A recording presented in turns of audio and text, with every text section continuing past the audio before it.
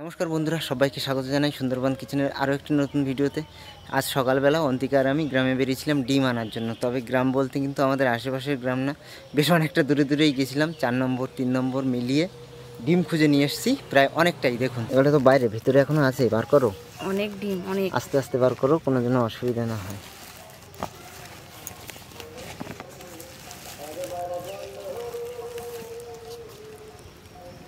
সব থরে থরে ডিম বার হচ্ছে। দেখ কতগুলো ডিম আছে আন্দাজ করতে পারবেন বন্ধুরা?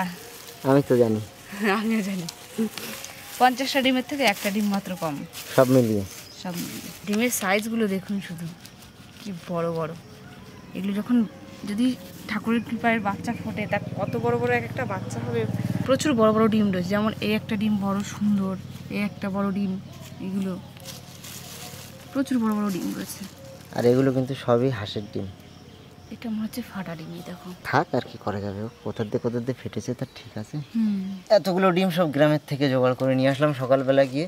এখানে কিন্তু বন্ধুরা 50টা ডিমের থেকে একটা কম আছে, তবে 50টাই পুরোপুরি বসিয়ে দেবো। একটা ডিম কোথার থেকে জোগাড় করে নিয়ে আসবো, সন্ধ্যার মধ্যে এনে 50টা মিলিয়ে একসাথে বসাবো।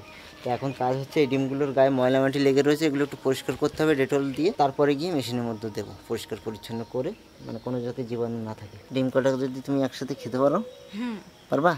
আমার দরকার নেই, তুমি আমার লাখো টাকা দিলেও আমি খাবো না। পারবা না? কতটা দিচ্ছ? অল্প করে দিও, হ্যাঁ, খুব বেশি দেবো না, একটু দাও, ব্যাস ব্যাস ব্যাস।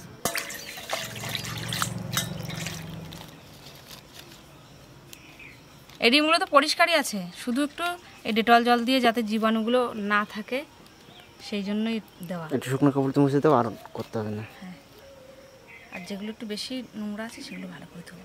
অনেকে বলে যে ডিম জলে দিলে নাকি সেই ডিমে বাচ্চা ফুটে না, কথাটা কিন্তু একদমই ভুল। আর ফ্রিজের ডিম দিয়েও আমরা বাচ্চা ফুটিয়েছি, হয়েছে। আর যতবার ডিম আনি আমরা কিন্তু ধুয়েই দিই। ডিমগুলো মশার পরে এত সুন্দর তেল তেল হয়ে গেছে গাগুলো, মসৃণ হয়ে গেছে। এটা খড়খড়ে ভাব ছিল, সেই ভাবটা নেই।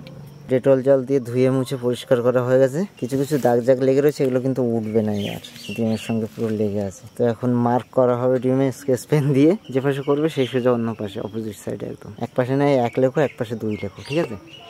তাই লিখছি।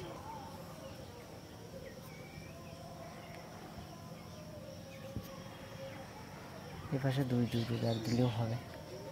এক পাশে একটা দাগ দিচ্ছি, আর এক পাশে 2 দাগ দিই। সব রকম করে দিলাম, কোনো অসুবিধা নেই। সিগন্যাল বুঝতে পারলেই হলো। আমি 1 আর 2 দিচ্ছি। আমিও 1 2 দিচ্ছি, কোনো অসুবিধা নেই, তবে রোমান হবে। বাকি থাকলো নাকি একটা? এই দুটো দাও, ওই দুটো ফাটা না?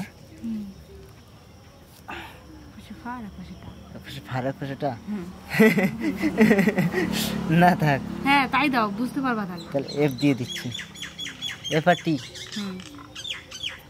হ্যাঁ, নামের সঙ্গে সংখ্যার সঙ্গে মিলবে না। এপাশে 1 দিলাম, এপাশে 2 দিয়ে দিচ্ছি। ডিমের কাজ বেশিরভাগ হয়ে গেছে, ধোয়া মোছা। এখন শুধু মেশিন রেডি করতে। মেশিন রেডি আছে, মেশিনের ভিতরে একটু ওই ডেটল জল টল দিয়ে পরিষ্কার করবো, শুকাবো, তারপরে রান্নাবান্না হবে দুপুরে। খেয়ে দিয়ে সন্ধ্যাবেলা ডিম বসাবো। সবগুলোর মধ্যে চিহ্ন করা হয়ে গেছে, 1 2 নাম্বার করে দিয়ে দিয়েছি। এক পাশে 1, যেরকম এপাশে 1, এপাশে 2, এটার এপাশে 1, এপাশে 2, এরকমভাবে। বেশ অনেক দিনই পর বাড়িতে আজকে মৌ কাঁকড়া এলো। আজকে কী রান্না মৌ কাঁকড়া দিয়ে? আমার তো ইচ্ছা আছে মৌ কাঁকড়া দিয়ে ভেন্ডি রান্না করবো, আর একটু বাগানের শাক রান্না করবো মৌ কাঁকড়া দিয়ে। এই কাঁকড়াগুলো একটু বাঁচতে সময় লাগে বন্ধুরা। এইভাবে ঠ্যাং হাত পায়ের কিছু নেওয়া যায় না, সব ফেলে দেবো, শুধু দাঁড়াটা নেবো। এই এখন শুধু পা কেটে আর এই মুখটা কেটে রাখছি, এরপরে আবার ওইগুলো বেছে বেছে ফেলতে হবে। নদীর কাঁকড়া তো একরকম টেস্ট হয়, খুবই ভালো। আর মৌ কাঁকড়াও কিন্তু বন্ধুরা যে একেবারে খারাপ জিনিস তা কিন্তু নয়। মৌ কাঁকড়াও বেশ দারুণ সুস্বাদু হয়, খুব সুন্দর মিষ্টি হয় শ্বাস। আরে তবে পরিমাণে কম। নদীর কাঁকড়ার মতন অত তেজি বা মানে ফরফর ফরফর করে, কিন্তু ওরকম কামড়াতে আসে না। কিন্তু এই ছোটো ছোটো দাঁত দিয়ে থাকবে ভেজা বিড়ালের মতো, যেই হাত দিতে যাবে এই ছোটো ছোটো ঠ্যাং দিয়ে কুচ করে কামড়াতে হবে ঝরে।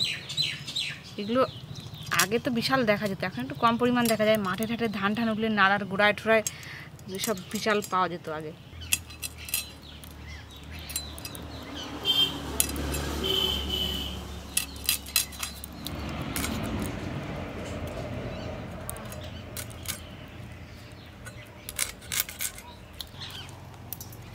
কাঁকড়া কুটে নিয়ে সোজা রান্নাঘরে চলে এসেছি।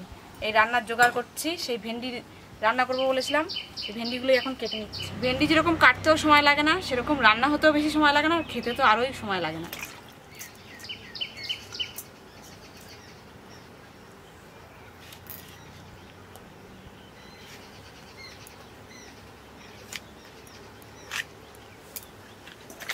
ভেন্ডির সাথে একটা আলু দেবো, তা আলু যেরকমভাবে ভাজা করি ওরকমভাবে একটু মোটা মোটা করে কেটে নেব।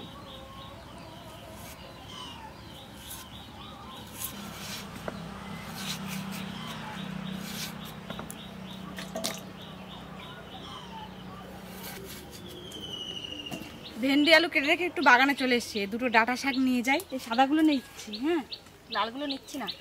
নাও।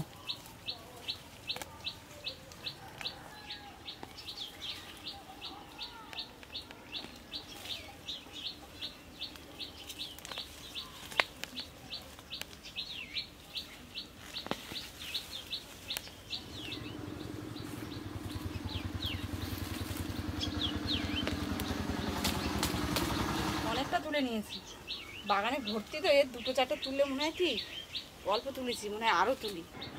গাছে দেখি দুটো বেগুনও আছে, তো পোকা না এটা পুরো ভালো, দেখো কোথাও ফুট নেই।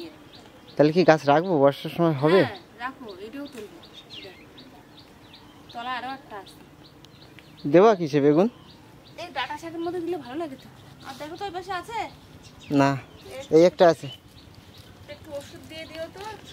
ওই ভিতরে আরেকটা আছে। দাও তো।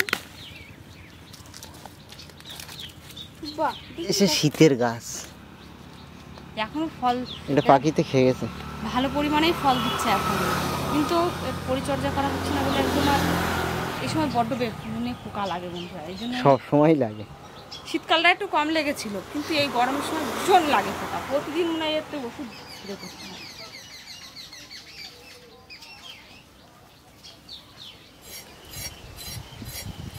আমরা কিন্তু বেশিরভাগ সময় বাড়ির নরম নরম ডাটাই খাই, কচি কচি যেগুলো থাকে পাতা ডাটা সব খাওয়া যায় কুচিয়ে, সেইগুলো। তা আজকে একটু মৌকাকড়া আছে বলে ভাবলাম একটু ঝোল খাই, তাই জন্য একটু মোটা ডাটা দেবো, যে চিবাতে ভালো লাগে। ঝোল হবে না, ওই হয় না মাখো মাখো একটা তরকারি। আজকে কিন্তু লাল ডাটা একটাও আনিনি, সব সাদা ডাটা এনেছি। সরু ডাটাগুলো আঁশ হয়নি, মোটা মোটাগুলোই হয়েছে। তরকারিতে দেবো যখন, তখন খাওয়া সময় বুঝতে পারবা যখন মানে একটু বেশি ইয়ে হয়ে যায় না, একটু নুন মতো লাগে এগুলো। জানি না আজকে কি হবে, দেখা যাক কি হয়।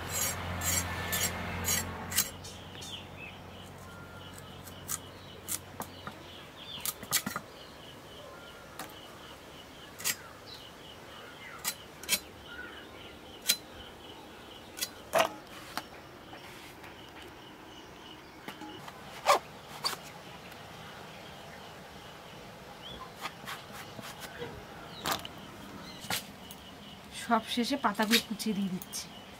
অল্প কটা পাতা ছিল, কচি পাতা খুব বেশি ছিল না, ছিল, তার পোকায় খেয়ে গেছিল। কড়াই বিশাল হিট হয়ে গেছে, সর্ষের তেল দিয়ে দিচ্ছি। ফার্স্টে কাঁকড়াগুলো ভাজবো।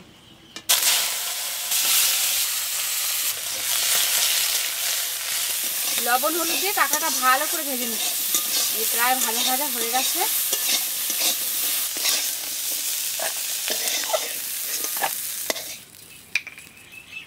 ভেন্ডিটা প্রথমে রান্না করব, সর্ষের তেল দিয়ে দিই, গরম হোক। আজকের ভেন্ডি রান্নাটা একদম সিম্পল ভাবে করব। একটু গোটা জিরে ফোড়ন দিয়ে দিচ্ছি তেলের উপরে। কেটে রাখা ভেন্ডি, আলু আর কাঁচা লঙ্কা দিয়ে দেবো।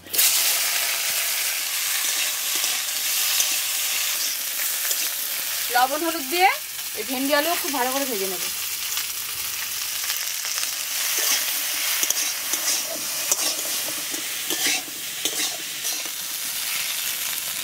লবণ হলুদ দিয়ে খুব সুন্দর করে ভেজে নিয়েছি ভেন্ডি। কাঁচা কাঁচা যে গন্ধটা ছিল সেটা চলে গেছে। এখন এর মধ্যে ভেজে রাখা কাঁকড়া দিয়ে দেবো।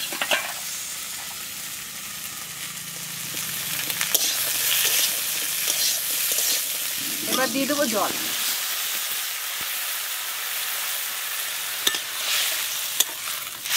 এটাও তো খুব বেশি ঝোল ঝোল হয় না, ভেন্ডি তরকারি তো ঝোল হয় না খুব বেশি, ওই অল্প অল্প ঝোল ঝোল আর মাখা মাখা হবে, সেজন্য অল্প জল দিলাম।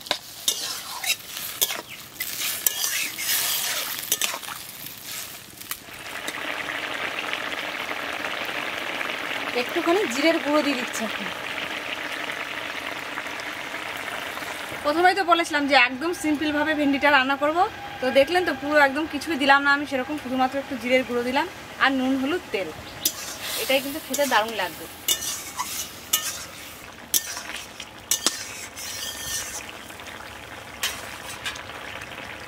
মাখো মাখো করে ভেন্ডির এই রান্নাটা হয়ে গেছে, এবার নামিয়ে নেবো।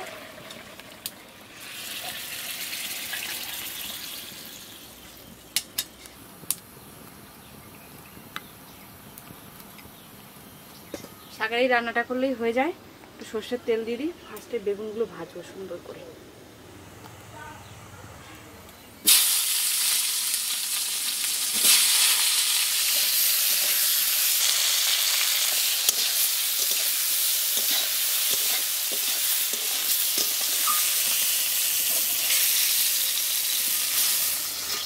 বেগুন ভেজে তুলে নিয়েছি, ওই তেলের মধ্যে একটু জিরে ফোড়ন দিয়ে দেবো। কেটে রাখা আলু আর শাকের ডাঁটা দিয়ে দিচ্ছি এখন তেলের মধ্যে।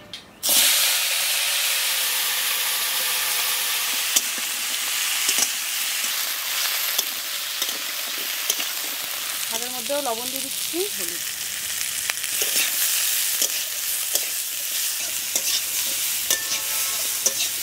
এবার জল দিয়ে দেবো।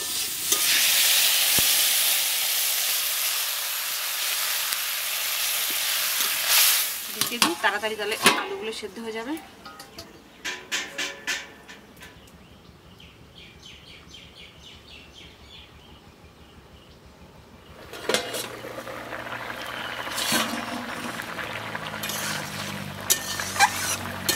তরকারির ঝোল খুব ভালোভাবে ফুটে গেছে আর আলু ডাঁটা সব কিছু ভালোভাবে সেদ্ধ হয়ে গেছে। এখন এই যে ভেজে রাখা বেগুন আর কাঁকড়াগুলো দিয়ে দেবো।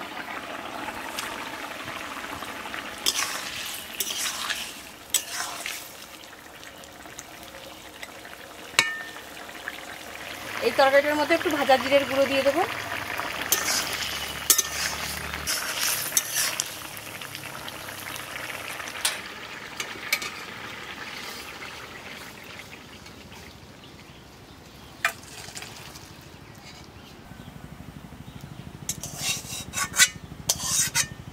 দেখো দেখি ভেন্ডি দিয়ে উদ্বোধন করি। ভেন্ডি দেওয়ার সঙ্গে সঙ্গে গালে পেটে চলে যাবে। ব্যাস, আর দিও না। বহুদিন বাদে ভেন্ডি দিয়ে কাঁকড়া খাওয়া হচ্ছে। ভেন্ডি দিয়ে এরকম মাখো মাখো একটু ঝোল ঝোল তরকারি অসাধারণ হয়েছে।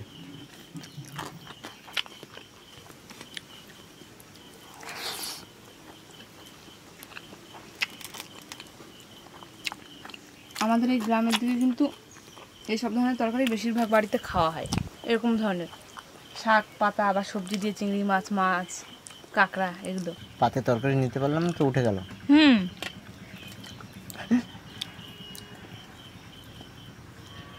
আমি এখন মহা সংকটে পড়ে গেছি। আবার কি ভেন্ডি দিয়ে খাবো না শাকের তরকারি খাবো? তাই নিতে পেলে একটু হ্যাঁ নি নাও। তা শাক তরকারি খাওয়ার মতো জায়গা রাখো, বেটে নেই একটা দিয়ে শেষ করে দিই না যেন। খাবো খানি। আমাদের দিক কিন্তু বেশিরভাগ আমরা বলুন বা আমাদের গ্রামের লোকজন বলুন, মাছ কাঁকড়া দিয়ে সবজিটাই বেশি খাওয়া হয়। এমনি যেরকম ঝাল বা মশলাপাতির তরকারি সেগুলো একটু কমই হয় বাড়ি খাওয়ার। ডাঁটা শাক কিন্তু আমার ঠাকুরদার প্রিয় তরকারি ছিল। আমারও ভালো লাগে না তা না, আমারও বেশ ভালোই লাগে। তবে বেগুন দিয়ে ভিতরে আগে কোনদিন খাইনি। আজকে গাছের মাথায় পড়ে গেল বেগুন, নিয়ে আসলো, তুলে দিয়ে দিল। নাহলে থাকলে বুড়ো হয়ে যেত গাছ, পোকা লেগে যেত। অল্প দিও।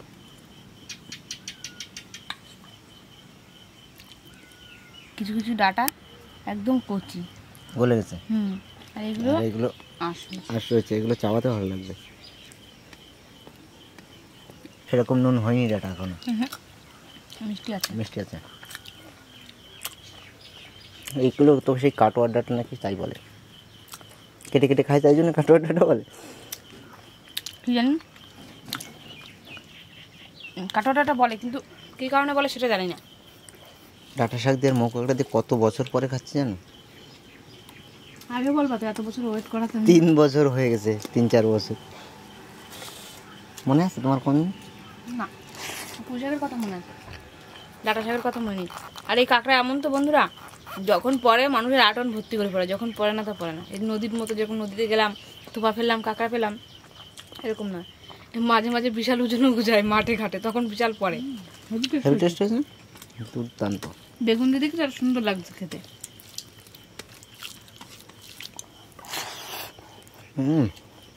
সুন্দরবনের নদীর কাঁকড়া খেতে কিন্তু একরকম, আর এই মৌ কাঁকড়ার কিন্তু টেস্ট আলাদা। মৌ কাঁকড়াতে একটা সুন্দর সেন্ট আছে, যেটা নদীর কাঁকড়াতে হয় না। ওরকম একটা ঘিলওয়ালা কাঁকড়া বেশি রেখে দিয়েছিলাম, শেষে খাবো। কাল রাতে আর ডিমগুলো বসানো হয়নি, মেশিনে একটু প্রবলেম হচ্ছিলো টেম্পারেচারের। আমার কাছে ছিল একটা ডিজিটাল থার্মোমিটার, ভিতরে দেওয়ার পরে একটু প্রবলেম হচ্ছিলো। আর একটা পুরোনো দিনেরটা নিয়ে আসলাম পাশে একটা বাড়ি থেকে, এটা দিয়ে দুটো অ্যাডজাস্ট করে এখন মেশিনটা রেডি হয়ে গেছে। এইবার ডিমগুলো বসাবো।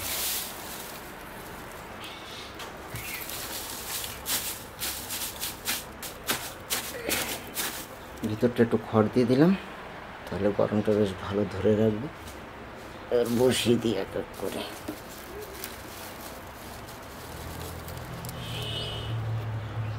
সব মিলিয়ে 50 পিস ডিম আছে, তার ভিতরে কিন্তু এই দুটো ফাটা সাজিয়ে বসিয়ে দিয়েছি ভিতরে। এইবার ঢাকনা লাগিয়ে দেবো আর মেশিন চালু করে দেবো। লাইট লাগানো আছে, সমস্ত কিছু রেডি, অটোমেটিক টেম্পারেচার তৈরি হবে।